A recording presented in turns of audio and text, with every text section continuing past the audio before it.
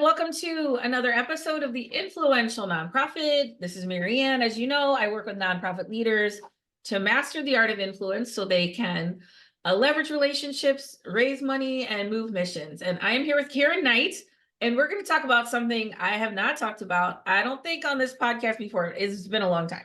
It's just volunteering. And no, I work on influence, which means getting people that you have no authority over to choose to do what you want them to do. A lot of times we talk about fundraising, and also there's volunteering. We want, right? We want to leverage those relationships and enroll people in that activity. So welcome, Karen, to the Influential Nonprofit. Thank you, Marianne. I'm happy to be here. All right, before we start with anything, my first question is always, tell me something that you're proud of that you don't get to brag about a lot. That I don't get to brag about a lot. Oh, that's a good one. I tend to brag a lot.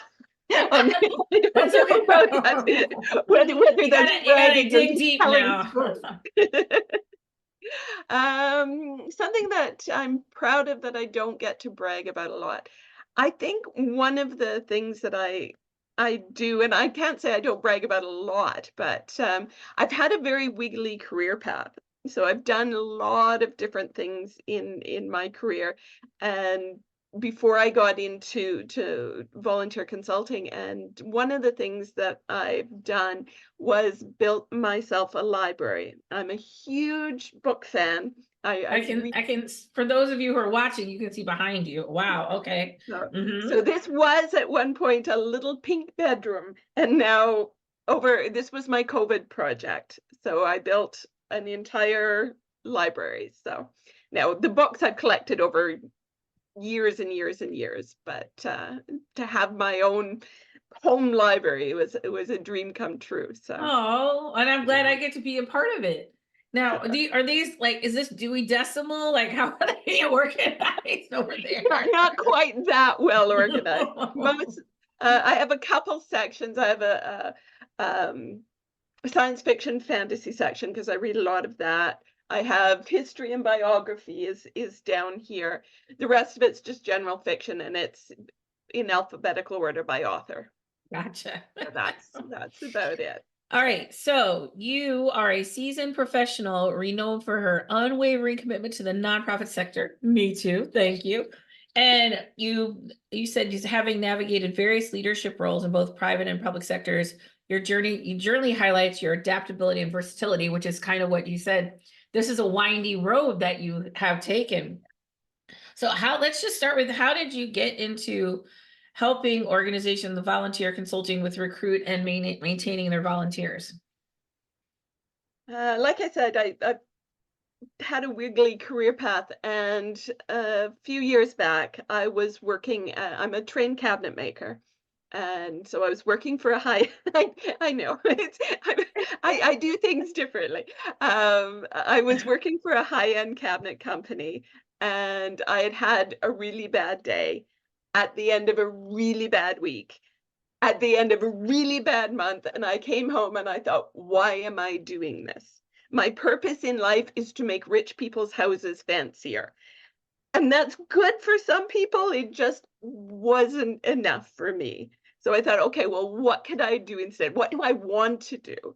And I thought, well, I want to make a difference in the world. I want to make things better for people.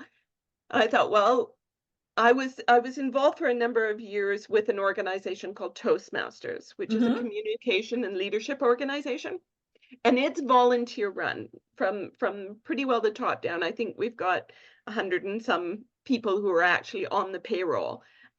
Everybody else, our international president is a volunteer, right? Yeah, Toastmasters is a huge organization. Absolutely international.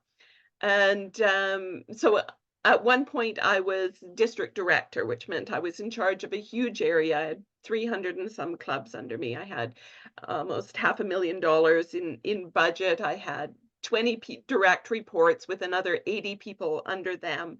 So and we were all volunteers. So I've done a lot of that, as well as my own volunteering, as well as other serving on boards of Mm-hmm. directors and things like that. I thought, well, maybe what would be a really good thing for me and that I would really enjoy would be to be an executive director of a not-for-profit. I thought, I've got all the experience. So I started looking into it, and I kept getting pushback because I don't have a university degree. My training is in the trades, right? And they didn't, at that time, they weren't terribly interested in the experience that I had. So I thought, okay. So I was complaining to a friend of mine and say, why isn't it working? And what should I do? Why won't And they give me what I want? and my friend is kind of one of those serial entrepreneurs, right? She's had maybe 2 jobs in her entire life. The rest of the time she's worked for herself. And she said, well, with all your experience and with all your network, because I've got a huge network, why don't you go into business helping different organizations with their volunteer programs? And I said, is that a thing? Can you do that? So I went looking in, and sure enough, it is a thing. And and it's a growing thing, especially since COVID. So many organizations are struggling to find and keep volunteers because the how people think about volunteering is changing now. And people are starting to think, maybe we need someone to come in who really knows their stuff. So it's becoming a bigger thing than it was when I first started. When did you first start? When did all this happen? About mm, begin mid-COVID, somewhere in there. So not Gotcha. not that long ago. But Right, right, right. So, so what is the benefit of having volunteers? Why would that somebody want to open up their organization to volunteering? when the more people you have working toward your mission, the sooner you will reach it. Right? Whatever Mm, your mission is, and most not-for-profits do not have the budget to hire a ton of people. Now, you have to be careful. You don't want to bring in a volunteer to do tasks that a paid person should be doing. But the more people who are involved in your mission, the faster it'll advance. You'll just mm, get to your mission sooner. And the mhm. more people you bring in, the more ideas you have, the more enthusiasm you have. It just builds on itself. So the more volunteers you can bring, you get that enthusiasm and you get going. You get Right. moving But, on it. but then they also bring, that they need care and feeding and maintaining and what I mean, and feeling supported and recognized and all of those things. So there is a commitment too, right? I mean, it's a give and take, just like the donor relationship. Yeah, absolutely. Yeah, you can't just say, "Hey, we're open to volunteers," and then they walk in and you don't know what to do. I'll tell you a story. I applied to this was a number of years ago. I said I wanted to volunteer with this particular organization. It was art no, no, a museum art center type thing, a smaller one. And I walked in, the first I went through all the training, put my application in, did the training, and I showed up for my first shift all excited and ready to go. And the person I reported to just looked at me blankly. She had no idea I was coming, right? She had nothing for me to do. I thought, okay, well, it's the first time, miscommunication somewhere, Yeah, yeah, yeah, it'll be yeah. fine, right? I mean, stuff happens. Sure. And so I went the second time for my second shift, and I got exactly the same reaction. And she put me doing some make work stuff. And the third shift I showed up, I saw this look of annoyance go across her face. And I spun on my heel and I walked out, Mm-hmm. right? You have to be ready for your volunteers, Mm-hmm. right?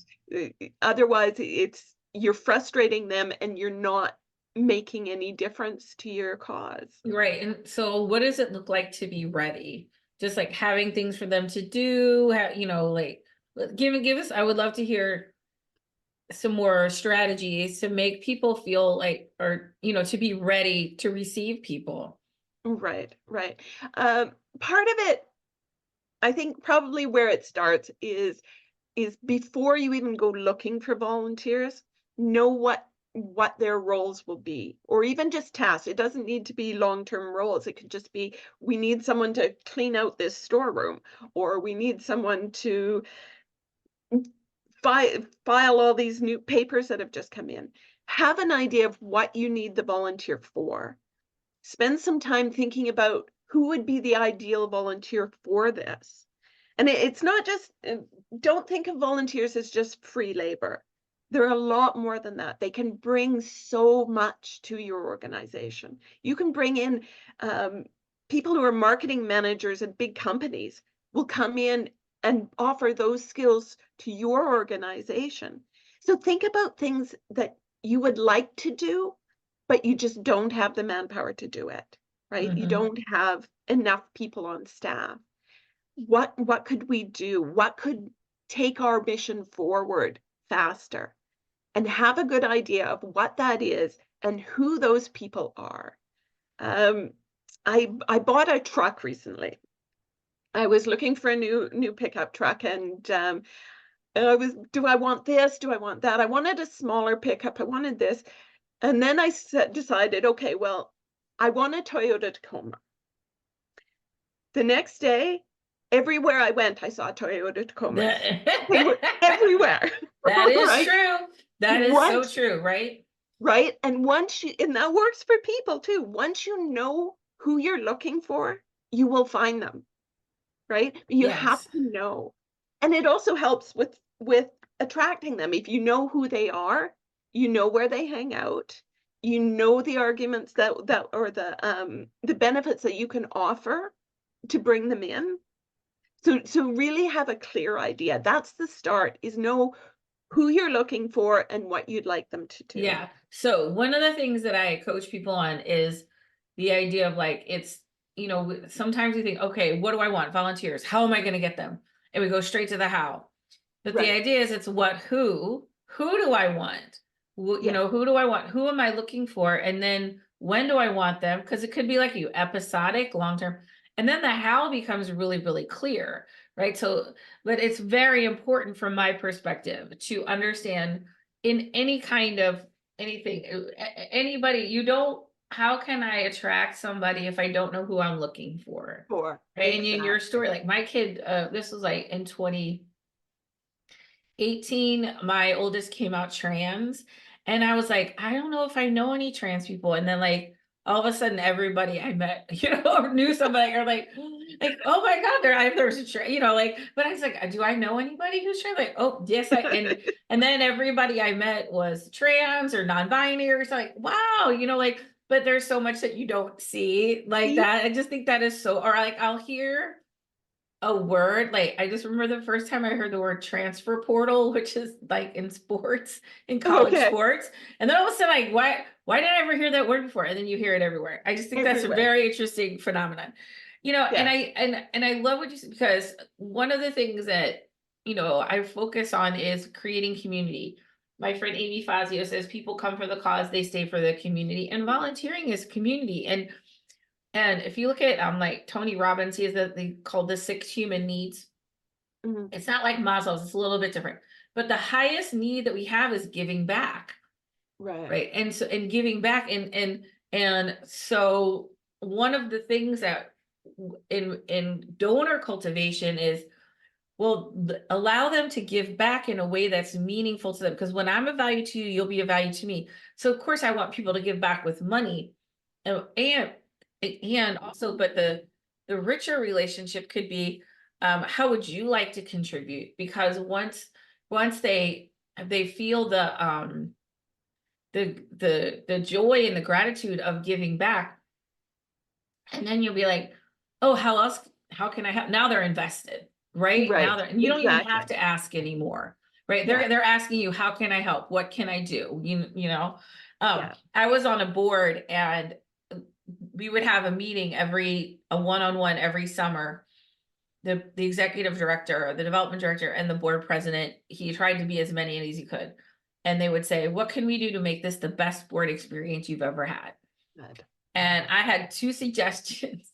Because one, I was very intimidated by the people in the room. They were Okay. white guys with ties, they were lawyers and accountants and Right. I'm like, I couldn't read. I mean, you really want me to review this financial statement? Because I'm gonna tell you, and I like, what am I doing here? And I said, I want to hang out in this office. At the bottom, there was this bar, like restaurant thing, and you could go to the hang. And I said, after the meeting, we all go just like hang out and chat because I want to work past my bias and get to know everybody. And I said, and the second thing is, I want to teach you how to tell your story better. And they're Right. like, okay, let's do those things. And I'm like, okay. And that now I'm invested, right? Yes, Now I'm excited exactly. because I got to teach, I got to show, I got to contribute, I got to give them a growth opportunity, I got to Right. connect to everyone. And it created a really strong relationship. So I think in the volunteering, you know, when people can contribute, because I just did a thing about turning donors into devotees, and I think it's not about the money, it's about the relationship, and volunteering is like a wonderful way to extend and enhance a relationship, right? And most volunteers do donate. Not all of them, because some of them simply can't afford to, and that's why they volunteer, is they Sure. want to help. They can't give money, but so they give time. But in many cases, your volunteers are also one of your donors, right? Because they're Yes. passionate about what you're doing, Yeah. right? And then so how do we keep them around once we have them in? What How do we keep them around? Keep them happy, keep them show them that you appreciate them, and if possible, be specific. So don't say, "Hey, great job," um, because that's kinda generic. Say, "Thank you so much for cleaning that storeroom. It's so much easier to find things, we'll save so much time." Mm-hmm. Right? It's kind of the difference between your significant other bringing you flowers on Valentine's Day versus bringing them to you on some random Tuesday, Right. right? One means so much more, right? Because Mm-hmm. it means they're really thinking about you. It's not Mm-hmm. just something I'm supposed to do, right? So Right. so constant, regular appreciation. I always say thank every volunteer, every shift, if at all possible, and if you can, be specific about what they did that you noticed. Show them that you see them and see what they're contributing. And so what about like I I always have mixed feelings about like volunteer appreciation events or parties, because some people just they don't really care about, or it's like, or it just becomes another thing they have to go to and do, and they're not necessarily feeling recognized. Because what I'm hearing you say is appreciation, that's something that should be, you don't wait for the It's a appreciation event culture. to feel appreciated. Yes, exactly. Just like you don't wait for Valentine's Day to show love to your Hmm. partner, right? Hmm. Um, yeah, so it's vol appreciation events are really good for showing a volunteer that the bigger community sees them rather than just the volunteer coordinator or the leader of volunteers, right? So it shows this is where you bring the board in, this is where you bring the senior executive in to say thank you. And these are the things that we've noticed. But a lot of volunteer appreciation events are very poorly attended. And part of that is because we decide, okay, we're going to have a dinner and dance to show appreciation. But the volunteers don't want a formal dinner dance. They want a potluck picnic in the park or something. So talk to your volunteers about what they want before you spend all the time and energy arranging it. Then you'll Yeah. get more people attending it, I right? think that's so important. I was on a call the other day and somebody says, how do I let people know they're valuable? And I'm like, oh, ask them, how can I, how would you like to be recognized? Because some people do want, and it's okay to have an ego, that's cool. But they want Yeah, their name on stuff. They want to be seen. Other yeah, people, that doesn't matter at all, yeah, exactly. in fact, that turns them off. Or they just rather like, I mean, I just been thinking about my old boss, who she never wanted her name on any, but like she loves like little, like intimate things, like, oh, why don't we have a few people over to our house and we're gonna cook you dinner and thank you. Like that she would love that. you know? Right. Yeah. Um, so, but if you, She's like my husband, bringing him up on stage to if you bring me up on stage and say, "Hey, Karen did all this," and I'm right in there. I've been I'm with it. Yeah. Yeah. my husband would crawl under a chair. Yes. He Yeah. just doesn't Yeah. like And it. I think if you listen, people tell you, and you're right, like, oh, we're gonna do this. So we show them we appreciate them when that's may not be something they're interested in, or it just feels like like something that they're obligated to go to rather than Mhm. they truly want to go to. What do You you think you is were like, you go were ahead. asking about, how you keep volunteers. Talk to them. That's gotta be the biggest thing of all is communicate. How do they I wrote a blog on the 4 appreciation languages, right? What ones work for which Oh, like the volunteers? love languages, or yeah, yeah, yeah, Exactly, yeah. exactly. But yeah, talk to them, get their feedback on things. How are things going on the boots on the ground level? Because 'Cause I'm Hmm. standing up here, I don't know that all the volunteers are having problems with this particular thing, that there's a barrier. I don't know unless they tell me. So encourage that feedback. Talk to your volunteers all the time, Yeah. right? Get their um feedback. it was the same client, Foster Adoptive Care Coalition, but they have a resale shop called Refresh that's pretty much run by I think they have a one kind of like manager that manages, with retail experience. But Right. everyone else just kind of, but man, I'm gonna tell you, you work your way in. I mean, it's there's a hierarchy to this. You know what I'm saying? Like, Yeah. and they take their job very seriously, and they're really committed. And I just remember the executive director was sort of showing me, how the operation worked one day. And she was saying like how different teams, and you start like sorting and then you work your way up to the floor. I can't remember exactly, but people were really invested in being Yes. able to contribute in this way. And because it's so tangible, right? It's immediate gratification. I go in, I sort the clothes, and look, the clothes are sorted. You know what I mean? Or I helped somebody put together an outfit or whatever, and that felt really, really good. There's such a sense of completion to this. Yes. And having that hierarchy means that someone doesn't get bored. If you're coming and all you ever do is sort clothes, some people say it's just not enough, so they quit.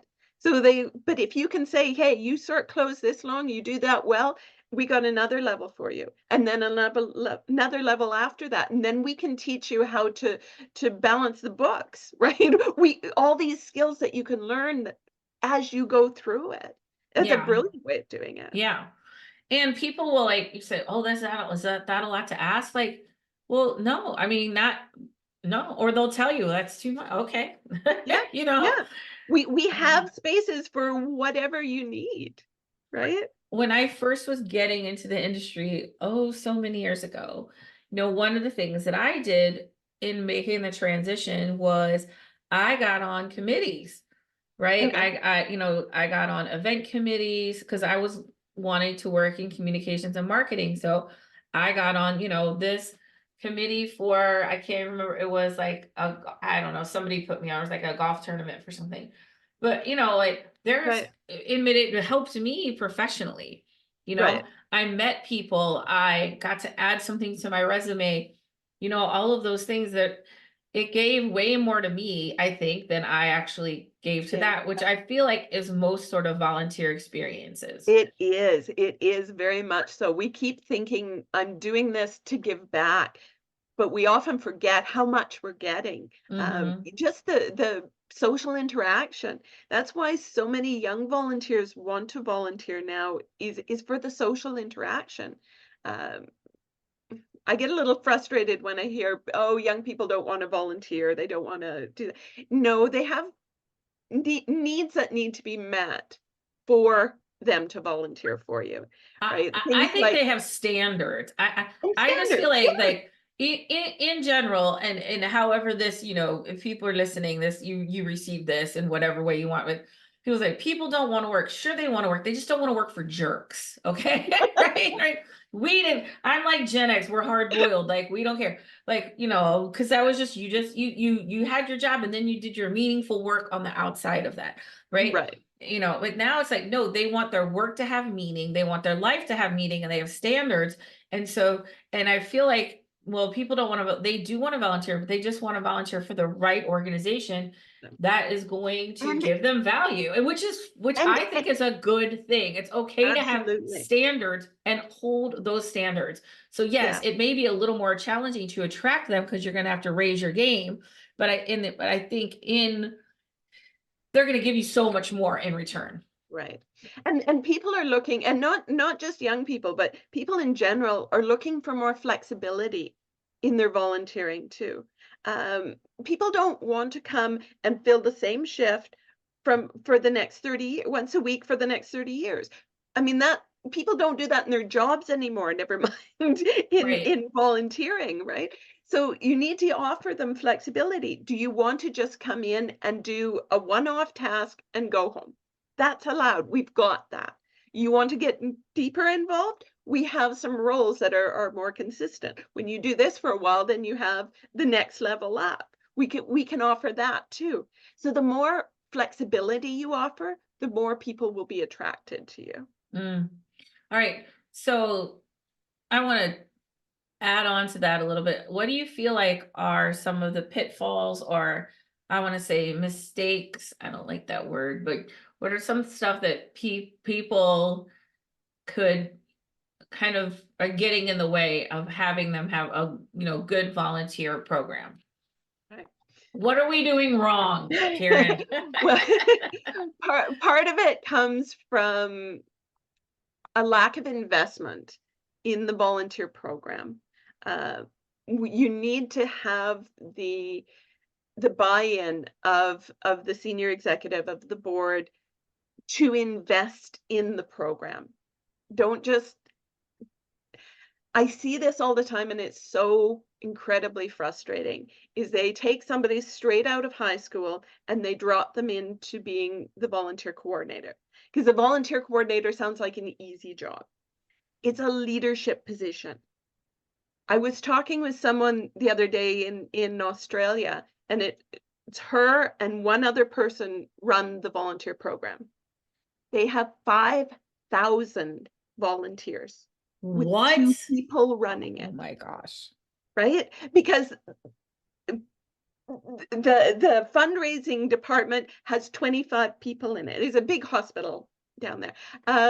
The fundraising department has 25 people in it. The HR, they have an HR person for every 10 staff, and 2 people run 5,000 volunteers because volunteers are just free. No, they're not. They're not. You need to realize that this is a senior leadership position and treat it as such and fund it as such.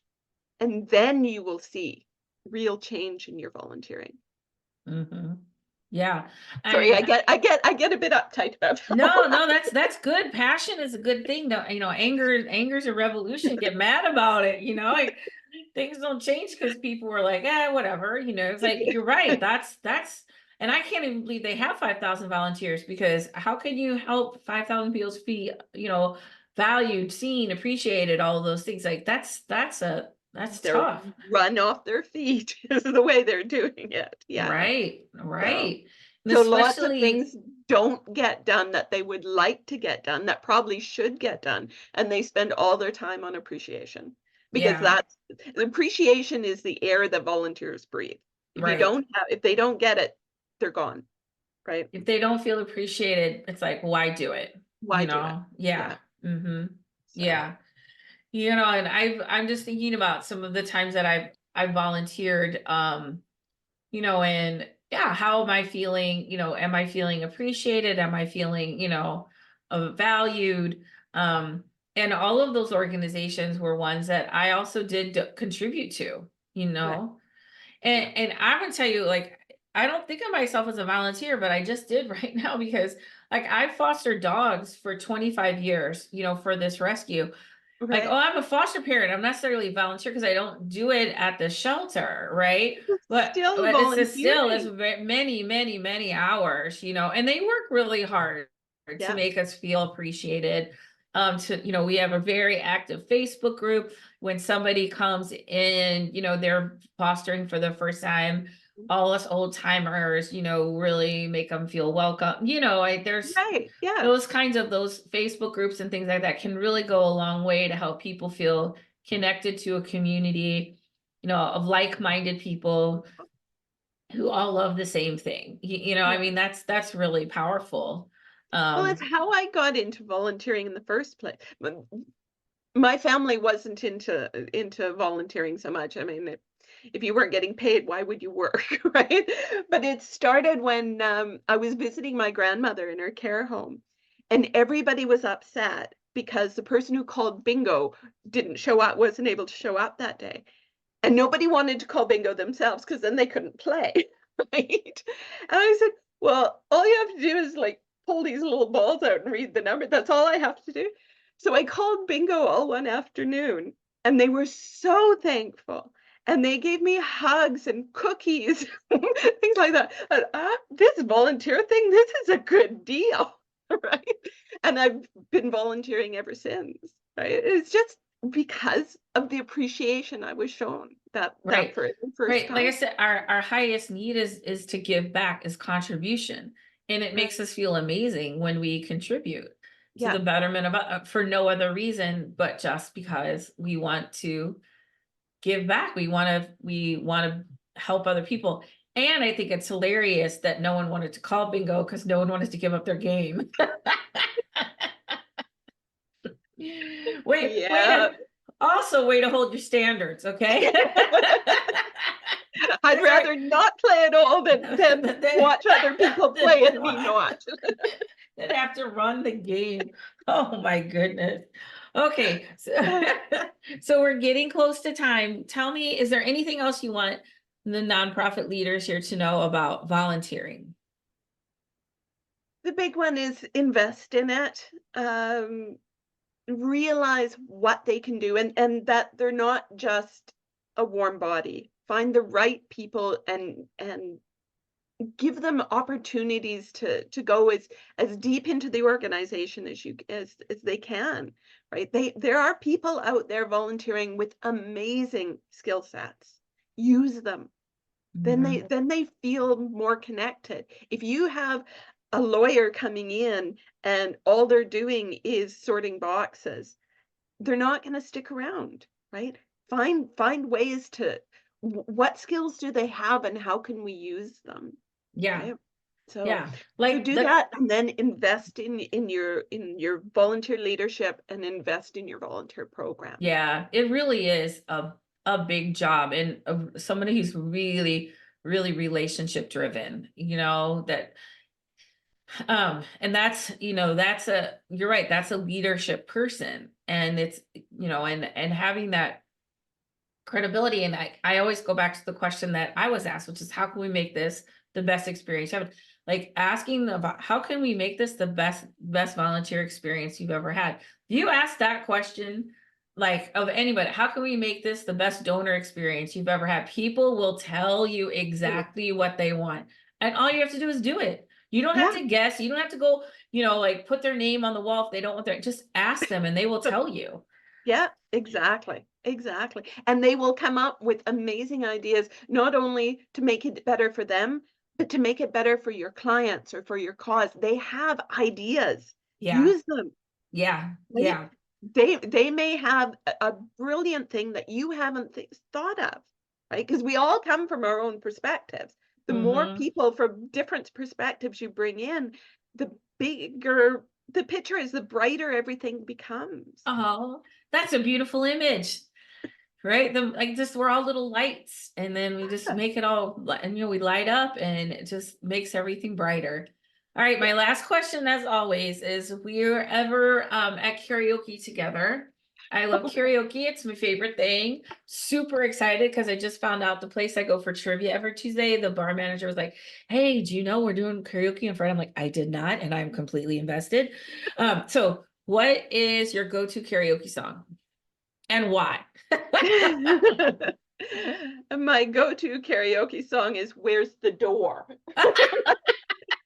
I nobody No. wants I don't want to sing and nobody wants to hear me, believe me.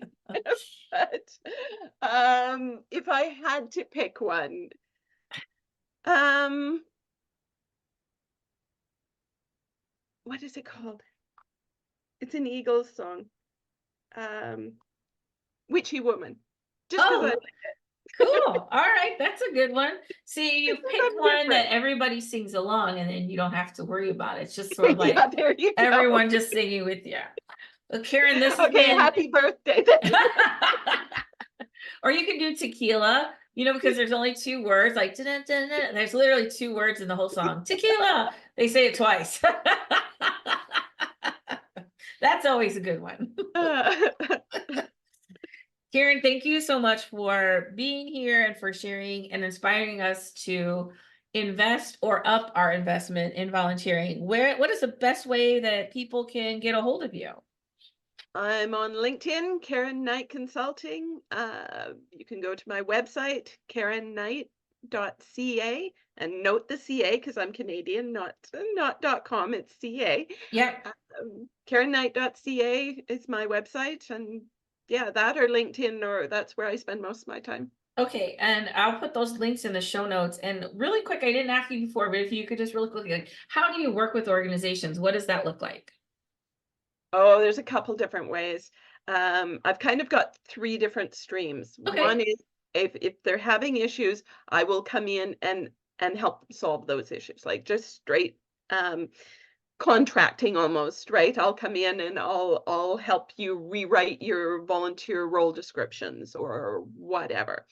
The other one is I do mentorship. So if you have a new volunteer coordinator or someone who's having difficulties, I can come in, I talk with them once a week, we work through any issues, and I help them advance different projects. Or I come in as a presenter and I do presentations live and online. So those are perfect. the 3 different ways that I Awesome. That was perfect. Thank you so much.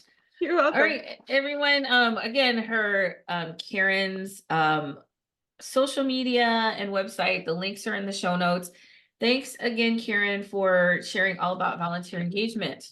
I can talk volunteers all day long. Thank you so much for letting me. You bet. And that's it for this episode of the Influential Nonprofit. If you are interested in connecting with me more, my in the show notes is a little of link if you're interested in talking more about how to grow your influence, how to raise more money with less stress, and be a more uh have greater leadership with more ease and flow and grace. I can help you do that. And that's it for me and this episode of the Influential Nonprofit.